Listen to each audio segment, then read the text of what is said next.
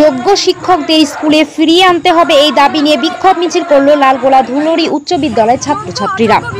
আজ দুপুর 2টো নাগাদ ধুলরি উচ্চ বিদ্যালয়ের ছাত্রছাত্রীরা মিলে যোগ্য শিক্ষকদের ফিরিয়ে আনতে হবে এই নিয়ে প্রতিবাদ পদযাত্রা মিছিল করে ধুলরি উচ্চ বিদ্যালয় থেকে যশীতলা মোড় পর্যন্ত। ধুলরি উচ্চ বিদ্যালয়ের 10 জন শিক্ষক শিক্ষিকা ও একজন ক্লার্ক বাতিল হয়েছে। এর ফলে বিদ্যালয়ে পঠন পাঠনে অসুবিধায় পড়তে হয়েছে স্কুলের ছাত্রছাত্রীদের। তাদের একটাই দাবি, যোগ্য শিক্ষক শিক্ষিকাদের স্কুলে অবিলম্বে ফিরিয়ে আনতে হবে। ছাত্রছাত্রীরা জানায়, এর যদি কোনো সুরাহা না হয় তাহলে আমরা সকল ছাত্রছাত্রী মিলে বৃহত্তর আন্দোলন করতে বাধ্য হব। Bureau report, AB news Bangla.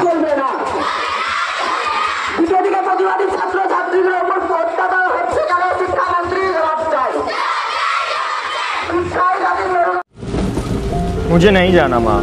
तू चुप कर। ये गोल्ड घर पड़े पड़े अंडे तो नहीं देगा ना। ये लोन तेरे बिजनेस को आगे लेके जाएगा। लेकिन माँ, तू टेंशन मत ले, मैंने सब रिसर्च कर ली है। रेट ऑफ इंटरेस्ट बहुत ही कम है और 0 प्रोसेसिंग फीस। भैया आगे से उल्टे हाथ मोड़ लेना। आपको पीएनबी जाना है ना? अरे घबराइए नहीं बहन, 1 नंबर बैंक है। मेरे ऑटो का लोन भी पीएनबी से है। देखा, हमारे बैंक को सब जानते हैं। पीएनबी को तो सब जानते हैं। কি জন্য আন্দোলন করছে?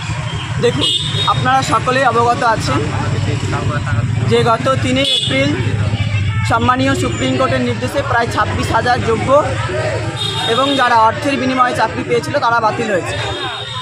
পুনরায় যোগ্যদের নিয়োগ করতে হবে এই দাবিতে আমাদের মিছিল।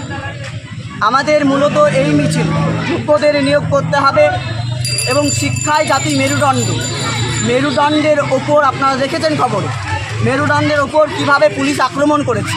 তাই পুলিশ মন্ত্রীকে জবাব দিতে হবে আর যোগ্য শিক্ষকদের পুনরায় নিয়োগ করতে হবে।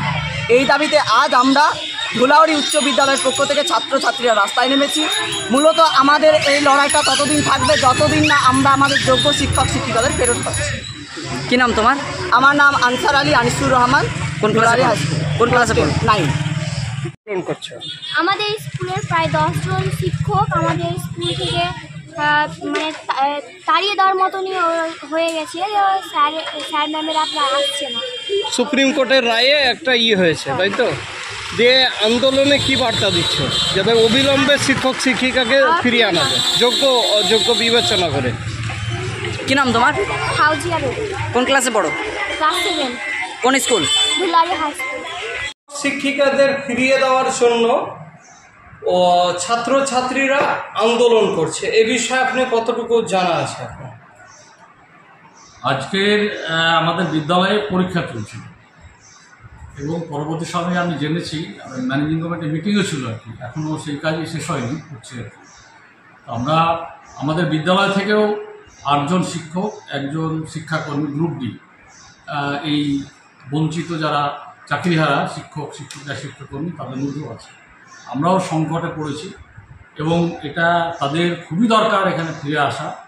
আমরা চাই তারা ফিরে আসুক, বিভিন্ন দিক থেকে আন্দোলন হোক। আমি নিজেও বেশ কয়েকটা জায়গায় আমি আন্দোলনে নিজেকে যুক্ত। আপনার স্কুলের একজন ছাত্র বলছে আন্দোলনে সামিল হতে মাস্টাররা ভয় পাচ্ছে, কারণ তাদের ভয় আছে বর্তমান যে শাসক দলের আচরণ তাতে মাস্টারদের পরিবারের ধর্ষণের শিকার হতে পারে গৃহহীনরা।